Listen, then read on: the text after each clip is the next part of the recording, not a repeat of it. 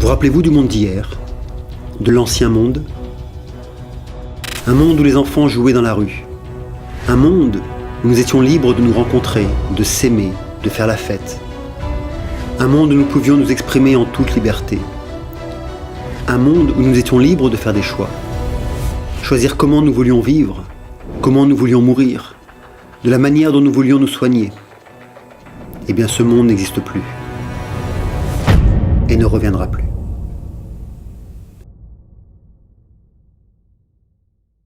Ne croyez pas que ce soit les gouvernements qui ont pris le peuple en otage, non. Eux aussi le sont, pris en otage. Nous entrons dans une nouvelle ère sous la base d'un virus inoffensif pour la plus grande majorité de la population mondiale. Les entreprises privées et les multinationales prennent petit à petit le contrôle de notre monde, prennent le contrôle des États, des décisions politiques, de nos impôts, de nos comportements et de plus en plus, le contrôle sur nos vies. Dans cette vidéo, nous allons regarder l'autre côté de cette pandémie, les vrais enjeux derrière cette mascarade planétaire, le plan admirablement orchestré qui est mis en place pour construire un nouveau système. Tout d'abord, posons les fondations. Ceux qui gèrent le monde aujourd'hui sont les hommes et les femmes les plus riches du monde. Pour être précis, 26 d'entre eux détiennent autant que la moitié la plus pauvre de l'humanité, soit presque 4 milliards de personnes. Regardez, 26 personnes d'un côté et 3,8 milliards de l'autre. Le gouffre entre ces deux mondes a de quoi faire frémir, non? Je ne pointe pas ici la richesse, car après tout, tout le monde a le droit d'être riche financièrement. Mais je pointe les écarts qu'il y a entre les très riches et les très pauvres, et la manière dont ces écarts sont créés. Si les très riches peuvent s'enrichir toujours de plus en plus au profit des pauvres, c'est simplement grâce aux dirigeants de nos pays qui leur offrent des facilités, principalement sur les impôts et taxes, devenant pratiquement inexistants pour certains. Par exemple, Amazon, qui ne paye pas d'impôts aux USA, alors que Jeff Bezos, le fondateur d'Amazon, est l'homme le plus riche du monde. En 2019, Amazon a tout de même réalisé un bénéfice de 10,1 milliards de dollars. Je ne parle pas de chiffre d'affaires, mais de bénéfices. Et avec ces bénéfices, Amazon a bénéficié de 129 millions de dollars de réduction d'impôts. Il y a aussi Google et Facebook qui payent des impôts ridiculeusement faibles par rapport à leur chiffre d'affaires et à leurs bénéfices effectués en France. Je pourrais vous en citer d'autres. Je pense par exemple à Luc Besson au mois d'août de cette année qui a bénéficié d'un effacement de sa dette personnelle par la Caisse des dépôts de la Banque de l'État français d'un montant de 45 millions d'euros. Si vous aviez une dette de 500 euros seulement, non payée aux impôts ou à votre banque, dans la semaine suivante, vous aurez les huissiers qui vont vous harceler. D'autres noms. Il faut dire que l'ancien banquier de Luc Besson à la Banque Rothschild, c'était Emmanuel Macron. Mais d'où vient l'argent de la Caisse de dépôt ? La Caisse des dépôts efface la méga-dette de Luc Besson, qui est un proche de Macron. EuropaCorp, la société de production de Luc Besson, en faillite, avait un accord avec la Caisse des dépôts et des consignations sur un prêt de 45 millions d'euros. Besson avait mis sa fortune personnelle regroupée dans sa société, une holding perso, en garantie de ces 45 millions. Là où n'importe quelle banque aurait tenté de récupérer tout ce qui était possible, la Banque de l'État français a décidé tout simplement d'effacer sa dette, soit 45 millions. Mais là, c'est l'argent. D'où vient l'argent ? Il faut le dire, il faut le rappeler à nos téléspectateurs. Des impôts, de nos impôts. Oui. Donc c'est là, en fait, on a filé 45 millions de nos impôts à Luc Besson, voilà, et on s'assoit dessus. Oui. Et je résume. Les impôts et l'épargne aussi. Oui, mais l'épargne, mais tout, oui. bien sûr. Mais enfin bon, c'est une de baba. Nous ne verrons certainement pas un film de Luc Besson venant traiter de la négligence gouvernementale sur la gestion de la crise du Covid, mais il fera sûrement un film déclarant la fin du monde à cause d'un virus ayant comme seule issue possible la vaccination. Allez, un dernier exemple pour que vous puissiez bien comprendre le maillage de fond. Vous connaissez le groupe Altice avec son fondateur Patrick Drahi, qui regroupe BFM TV, RMC, SFR, L'Express, L'Étudiant et tout un tas d'autres entreprises d'information et de communication. Son action était à 24 € en 2015. Et aujourd'hui, elle ne vaut plus que 4 €. Je vous laisse imaginer la perte phénoménale pour toutes les personnes qui ont investi dans ces actions Altice. Drahi a fait un coup de maître ici. Il introduit Altice Europe en bourse en 2015, avec de belles promesses. Des millions de personnes achètent les actions à 24 €. Et maintenant, il décide de tout racheter, de passer Altis à titre privé. Et il dit à tous ces actionnaires qui ont acheté l'action à 24 € qu'ils veulent faire un geste en rachetant l'action, non pas à 4, mais à 4,11 €. Le groupe a une dette du coup de 24 milliards et il va racheter ses actions à hauteur de 5 milliards. Grâce à qui ? Grâce à la BNP qui va lui prêter de l'argent. Il faut comprendre que Macron a besoin de l'aide des médias de masse comme BFM, comme l'Express, comme Libération pour se faire réélire. Voilà pourquoi la BNP est dans le coup. Et quand j'entends par un ami professionnel de la construction immobilière que les banques ne prêteront plus d'argent aux personnes qui n'auront pas d'apport pour construire une maison individuelle, on parle d'un toit pour vivre sa vie là, et d'un apport juste de 10 000 € seulement. Mais ces mêmes banques prêtent de l'argent à des personnes qui sont surendettées à hauteur de 24 milliards d'euros et dont le groupe a vu ses actions chuter d'une manière extraordinaire en 5 ans seulement, de 24 € à 4 €. Vous commencez à faire le lien lorsque je vous dis que ce n'est plus les lois qui gèrent le monde, ni les gouvernements, ni la politique, mais uniquement les multinationales et les grands groupes financiers. Et que toute décision politique, même celle prise pour une pandémie, qui n'existe pas, est assujettie à un plan pour continuer à agrandir les écarts entre les très riches et les très pauvres et supprimer la classe moyenne dont vous et moi faisons partie. Ouvrez les yeux. On ne s'occupe pas des très pauvres pendant cette pandémie. D'ailleurs, on n'en parle pratiquement pas aux infos. On soutient les plus riches et ceux depuis le début de la pandémie. On restreint les libertés de toute la classe moyenne en les empêchant de continuer à gagner leur vie et de vivre convenablement. Mais comment arrive-t-il à faire ça ? Tout simplement car aujourd'hui, 1% des plus riches détiennent 48% des richesses mondiales. En 2019, il y avait 388 milliardaires qui détenaient autant de richesses que la moitié la plus pauvre de la population. En 2011, ils étaient 177. En 2012, 159. En 2013, 92. En 2014, 80. Et en 2020, aujourd'hui, 26. Et si vous regardez la courbe qui était prévue depuis le crash de 2008, d'une projection issue du rapport d'Oxfam, qui date de 2015, vous pouvez voir qu'elle se réalise parfaitement aujourd'hui en 2020. La volonté de créer les écarts entre la classe sociale était déjà préméditée et aujourd'hui c'est une réalité. Mais alors, ces 26 élus qui gèrent le monde aujourd'hui, qui sont-ils ? Il y a Jeff Bezos d'Amazon, avec une fortune à 112 milliards de dollars. Ensuite Bill Gates de Microsoft, 90 milliards de dollars. Warren Buffett et Bernard Arnault pour 72,2 milliards de dollars. Mark Zuckerberg pour 71 milliards de dollars.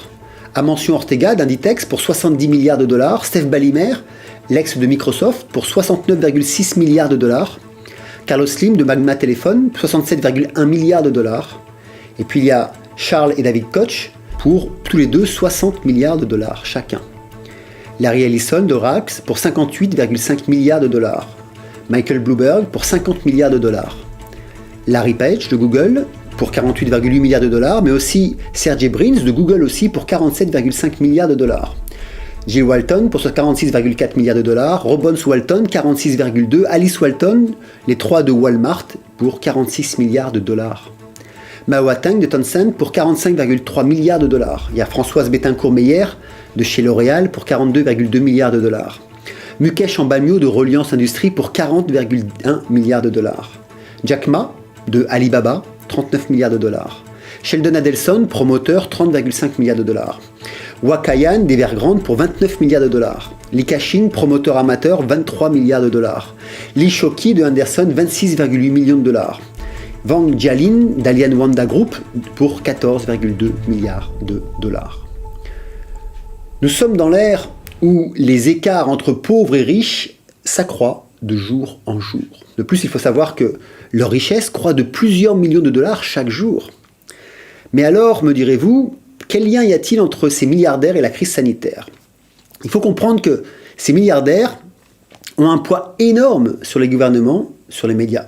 La chose est simple, ils peuvent acheter toute personne qui a un prix.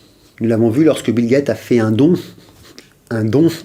au monde de 2 millions de dollars.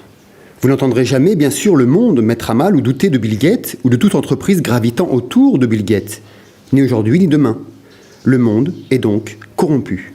Et leurs infos sont donc à la hauteur de leur corruption. Vide. Vous comprenez maintenant pourquoi BFM, l'Express et autres médias ne diront jamais aux infos des réalités sur ce que nous vivons. Car tout suit une logique implacable. Le président et les hommes d'État ont besoin des médias pour se faire élire. Les médias ont besoin de fonds pour exister. Et l'argent se trouve dans une poignée de main. Donc plus très difficile à aller le chercher. Ce que vivent ces médias, c'est ce que chacun d'entre vous, qui vivez dans la peur, vit au quotidien. Vous désirez continuer à avoir de l'argent demain et à pouvoir exister, alors écoutez nos décisions sans broncher. Pour les médias, c'est la même chose. Vous voulez continuer d'exister, vous voulez qu'on vous annule vos dettes, alors dites ce que nous vous demandons de dire. En fait, tout le monde, à tous les niveaux, est pris en otage par ces multinationales. Le monde est devenu un business rentable pour une poignée de personnes seulement. Et tous les humains sur cette terre, qui ne sont pas ces 26 personnes, tous sans exception, sont devenus des produits à haute valeur ajoutée. Et si vous dites « moi, non, je ne suis pas un produit », alors vous vous mentez à vous-même. Il ne se passe pas une seule seconde où vous ne dépensez pas d'argent. Pour regarder cette vidéo, vous devez payer votre téléphone, l'accès à Internet, l'usure de chaque objet chaque jour, l'usure de vos vêtements. Même en dormant, nous sommes un produit de consommation, avec le chauffage pour ceux qui vivent dans les pays froids, ou une clim ou un ventilo pour ceux qui vivent dans les pays chauds. Et it's ok. Nous sommes arrivés là, dedans, dans un système qui a été construit ainsi. Et nous devons rendre grâce de nous en rendre compte. Car l'éveil de conscience est le début de la révolution. En mars, j'avais fait une vidéo qui s'appelait « L'enfumage médiatique », qui a comptabilisé plus de 300 000 vues en quelques jours et a été supprimée très rapidement par YouTube, qui parlait avec des visuels et des études précises de ce que nous montraient les médias par rapport au virus, pour cacher en fait le réel sujet de cette pseudo-pandémie, qui est tout simplement un effondrement programmé et prémédité de notre système économique et financier. Et aujourd'hui, 6 mois plus tard, il se fait de plus en plus présent. Alors que tout le monde porte son regard sur le virus, sur les masques, sur les décisions dictatoriales, la machine est en marche pour faire tomber ce système économique et financier, et elle est déjà d'ailleurs bien avancée, et apparemment ira jusqu'au bout. La presse est en danger, la finance est en danger, les banques sont en danger. Mais les entreprises des multimilliardaires, elles, s'enrichissent en s'entourant de toute une armée d'entreprises et de personnes qui ont de l'influence et étendent leur pouvoir pour faire s'effondrer un système qui ne leur convient plus, pour en créer un à leur convenance. Oui, notre système s'effondre, et nous l'entendons maintenant aujourd'hui dans la bouche de certains hommes politiques français. Je soutiens Nicolas Dupont-Aignan parce que je pense qu'il est l'un des mieux placés aujourd'hui pour essayer d'inverser ce processus de destruction de notre économie et de notre tissu social français et de redresser la France qui est une grande puissance dans le monde, qui a un pouvoir de rayonnement partout dans le monde, y compris culturellement, et qu'il faut quelqu'un, un homme d'État fort et sérieux qui soit à la tête de ce pays pour pouvoir inverser ce processus de destruction de la France aujourd'hui. Il faut bien comprendre que toutes les banques sont en faillite. Oui, toutes les banques. Alors pourquoi faire effondrer le système économique ?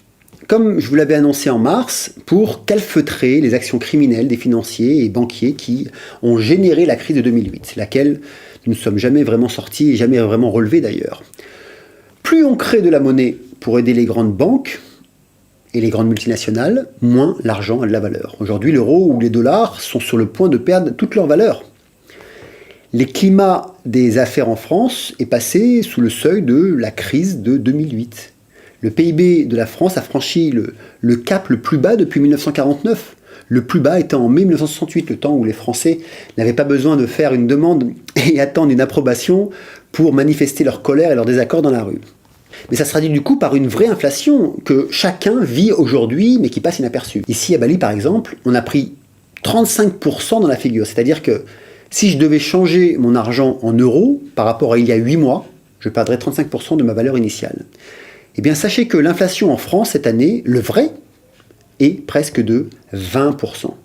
Vous venez de perdre 20% sur votre argent, mais aussi sur votre épargne. Si vous stockez de l'argent liquide, avec des taux d'intérêt négatifs, il est clair que vous perdez de l'argent. Surtout qu'avec 20% d'inflation cette année en France, Hein, la vraie, je parle de la vraie inflation, hein, fruits, légumes, etc. Ouais, oui. Hein, voilà. Donc vous imaginez, aujourd'hui on est en présence d'un taux négatif de 20%, moins 20. Ouais. Je parle également pour nos spectateurs, votre épargne c'est moins 20 avec l'inflation cette année. Hein, faites vos calculs. Voilà comment on vous retire vos fonds petit à petit et ça passe inaperçu. Il y a un objectif commun qui est de supprimer le cash et de tout passer en argent électronique avec la conséquence que cela va engendrer. Contrôle de nos comptes, de nos dépenses, analyse de nos comportements, ponction de nos salaires automatiques ou de nos amendes et j'en passe et des meilleurs. Il faut tout de même savoir que les banques ont supprimé 2000 distributeurs de billets en France en un an seulement. Puis la politique bancaire, c'est de commencer à programmer les clients, vous, moi, à ne plus avoir de contact avec leur banquier. Ou du moins, il faudra payer. Par exemple, à la BNP, il faut payer 600 € pour un professionnel par an pour pouvoir parler à un humain, avec son conseiller. Sinon, on devra se contenter des machines automatisées. Et bientôt, ça sera aussi au tour des particuliers. La BNP, puisque nous étions sur la BNP. Je suis client de la BNP. J'ai besoin de conseils auprès de mon banquier. Des fois que ça serve. Oui, de rencontrer son banquier, Voilà. Ne serait-ce que pour de faire des virements à l'étranger, des choses comme ça, parce Voilà. que ça peut être compliqué en ligne, il vous empêche de le faire et ainsi de suite. Quoi. Alors Donc, je veux un lien personnel. Voilà. Ça va m'en coûter 600 € par an. Oui, c'est la pour les BNP ne sait entreprises. plus quoi faire pour faire payer les Belges suite à sa fusion avec la Fortis qui avait fait faillite. Hein, officiellement, Ouais. c'est un rachat, je rappelle, en 2008. Et en ce mois d'août 2020, toujours au mois d'août, Ouais. toujours. Il faut croire que les licenciements massifs, les fermetures d'agences et surtout les hausses de tarifs n'ont toujours pas suffi à rendre la BNP Fortis rentable, obligeant BNP France, qui est donc à mettre la main au portefeuille. Du coup, la direction a décidé de passer, écoutez bien, à la vitesse supérieure au détriment des clients évidemment. Notre lecteur qui gère plusieurs entreprises nous dit « Rien ne va plus dans les banques, c'est 600 € par an, Ouais. ou bien à la pièce via call center. » Voici le message reçu ce jour. Alors, vous le verrez, c'est du 1er septembre de 2020. BNP modifie son approche globale très proche. J'adore. BNP modifie son approche globale. Oh, oh, oh. Oui. Mais et le call center, Approche il globale, est c'est pas en 600 € Belgique. pour ta gueule, quoi. Ouais. Et le call center, c'est l'approche globale, c'est pour Ouais. ta... voilà. Et le call center, il est certainement pas en Belgique. Oh, Madagascar ou l'île Maurice ou Dieu seul le sait où, quoi. Voilà. Alors que nous savons maintenant que le virus actuel n'est pas plus dangereux qu'une grippe, les chiffres nous le montrent. Avec 0,0001% de morts dans le monde, dû soi-disant à 100% au coronavirus depuis le début de la pandémie. Et aussi 0,0005% pour la France. Alors pourquoi faire traîner la pandémie ? Pourquoi renforcer les dispositifs de contrôle ? Pourquoi faire s'effondrer l'économie mondiale ? C'est la même technique qu'un magicien va utiliser pour vous faire un tour de magie. Il va vous montrer quelque chose sous vos yeux, vous laissant croire que vous faites un choix, et plus c'est gros, moins vous le voyez. Victor Vincent a un atlas. Il fait défiler les pages et demande à Vai Malama de dire stop. Victor lui demande si elle veut s'arrêter là ou continuer. Elle choisit de continuer. Est-ce que vous voulez aller plus loin? Est-ce que vous voulez qu'on arrête ici? Non, continue. On y va. Stop à nouveau et cette fois on s'arrête pour de bon sur une page de l'atlas. Vai utilise un feutre pour tracer à l'aveugle un cercle sur la page. Les spectateurs, de leur côté, écrivent chacun le nom d'une ville sur une ardoise. Victor montre la ville entourée, il s'agit de Rome. Nous sommes ici en Italie. Nous sommes sur la ville de Rome. Et là, boum, tous les spectateurs ont écrit Rome. Incroyable. Commençons par le forçage de la page, car oui, la ville de Rome est un choix forcé. Cet atlas comprend plus de 14 500 noms de lieux. On aurait pu tomber sur la ville de Höfn en Islande, ou en plein milieu de l'océan, mais non, on est tombé sur une capitale européenne que tout le monde connaît. C'est quand même bien foutu. La première fois que Victor s'arrête, on peut voir le haut de la page choisie. Et quand on regarde la page de l'Italie, la correspondance me semble assez évidente. Ça veut dire que dès le premier choix, on est sur la page de l'Italie. Cette page doit être marquée pour pouvoir l'atteindre facilement et uniquement au toucher. Mon hypothèse, pour forcer la page d'un livre, c'est l'utilisation de pages de tailles différentes, comme sur ce schéma. Dès que le pouce sent une différence de taille, on arrête de faire défiler les pages, et le tour est joué.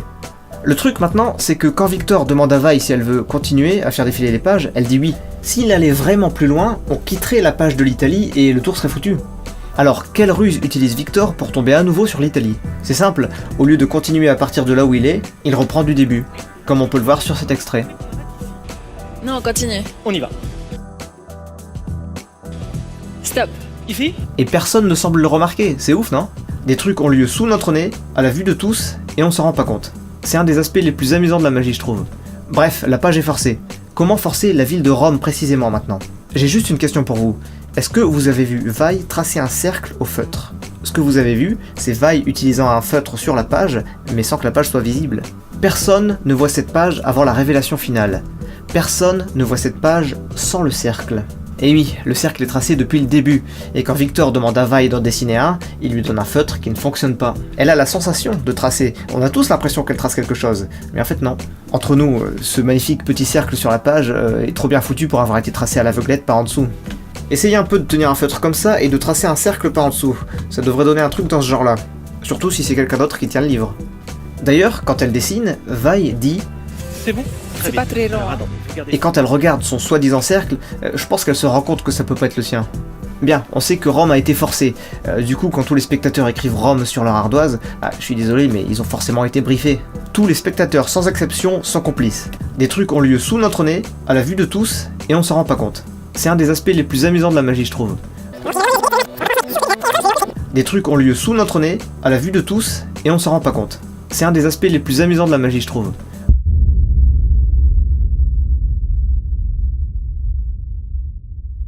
C'est ce qu'on appelle une diversion. Amener votre conscience vers une trajectoire particulière, ainsi, vous ne pouvez pas voir les autres trajectoires.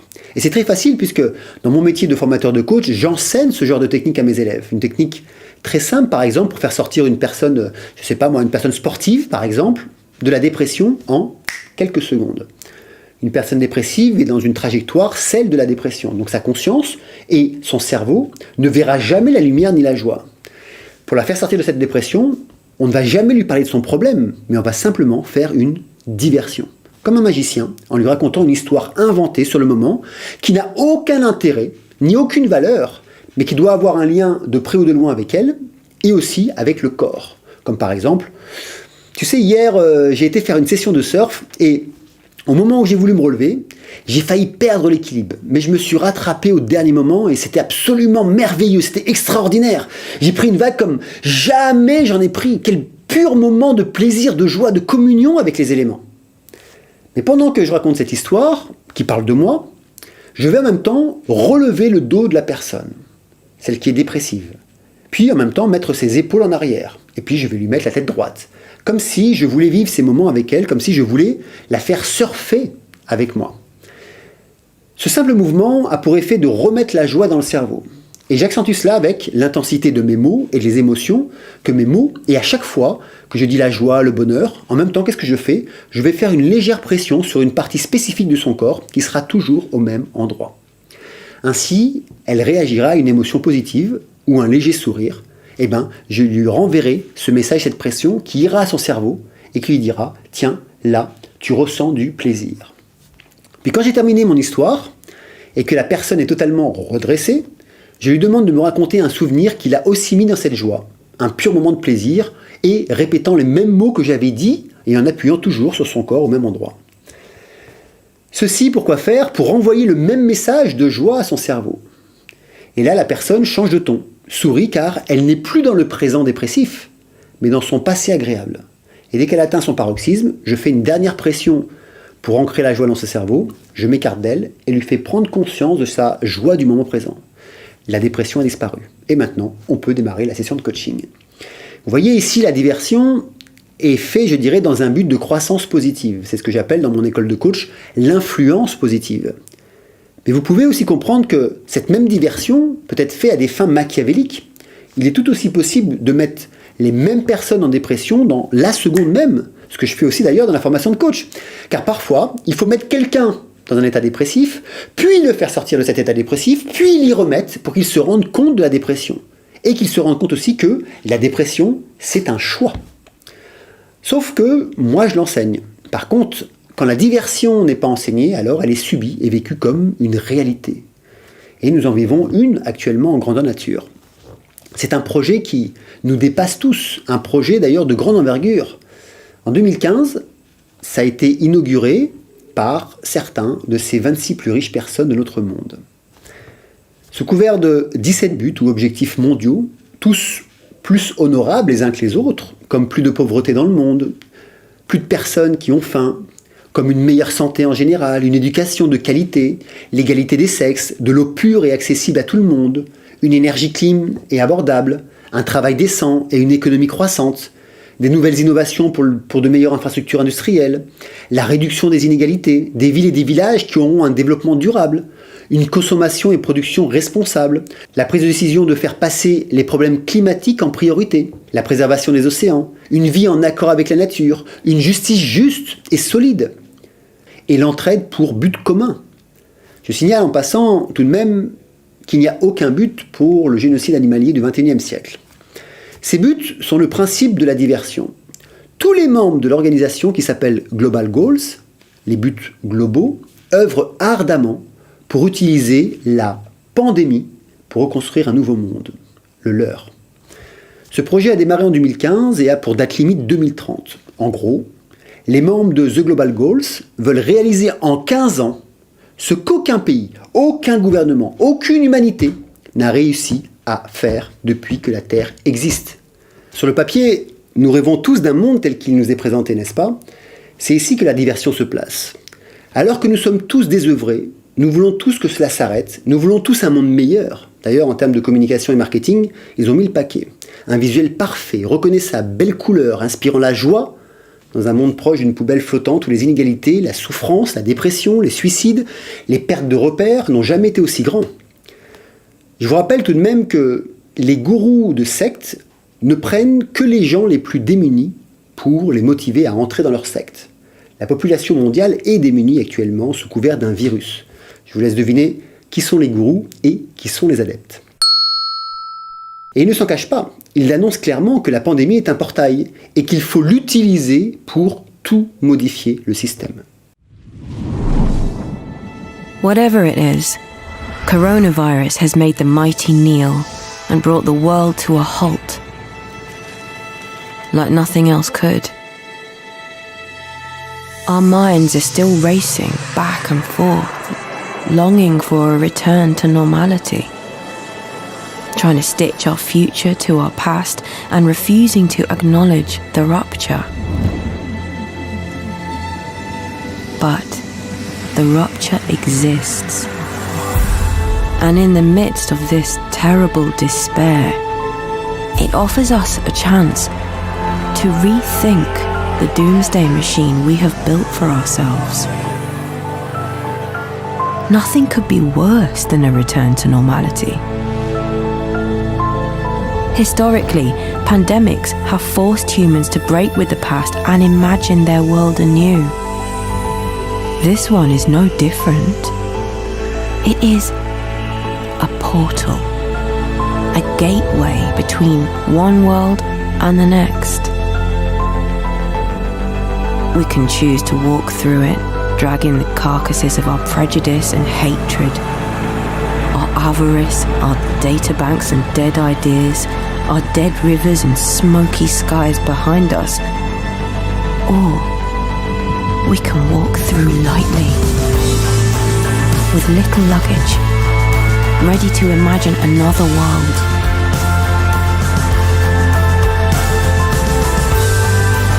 And ready to fight for it.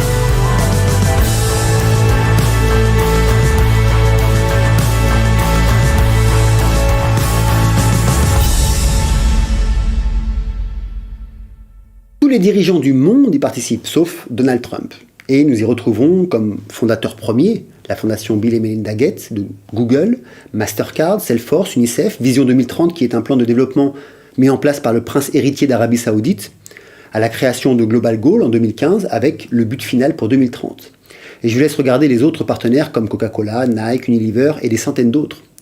Oui, un projet d'envergure, de modification en profondeur de notre système existentiel qui passe inaperçu car il est sous nos yeux et que nous sommes victimes de diversion. Des trucs ont lieu sous notre nez, à la vue de tous, et on s'en rend pas compte. C'est un des aspects les plus amusants de la magie, je trouve. Vous comprenez maintenant pourquoi toutes les vidéos sur Facebook ou YouTube parlant de la face cachée de la pandémie sont supprimées.